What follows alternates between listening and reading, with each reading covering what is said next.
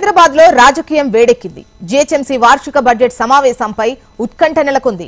Council భేటీకి అధికారులు ఏర్పాట్లు పూర్తి చేశారు. అయితే ఈసారి కౌన్సిల్ మీటింగ్ వాడి వేడిగా జరగనున్నట్లు తెలుస్తోంది. ఇప్పటికే కార్పొరేటర్స్ కౌన్సిల్లో చర్చించాల్సిన అంశాలపై మేయర్కు ప్రశ్నలు సమర్పించారు. మొత్తంగా కౌన్సిల్ సమావేశంలో చర్చకు 21 ప్రశ్నలు సిద్ధం చేసినట్లు తెలుస్తోంది. ఈ నేపథ్యంలో కౌన్సిల్లో అనుసరించాల్సిన వ్యూహాలపై ఆయా పార్టీల లీడర్లు కార్పొరేటర్స్ కు దిశానిర్దేశం చేసినట్లు సమాచారం. మరి కాసేపట్లో జీహెచ్ఎంసీ పాలక మండలి సమావేశాలు అయితే జరగనుంది. ఈ సమావేశాలకి ఇటు బీఆర్ఎస్, కాంగ్రెస్, బీజేపీ, ఎంఐఎం పార్టీలు సందిగ్ధమయ్యేది. ఆ పార్టీలకు సంబంధించిన ఎజెండాలను ఇప్పటికే సిద్ధం చేస్తున్నాయి.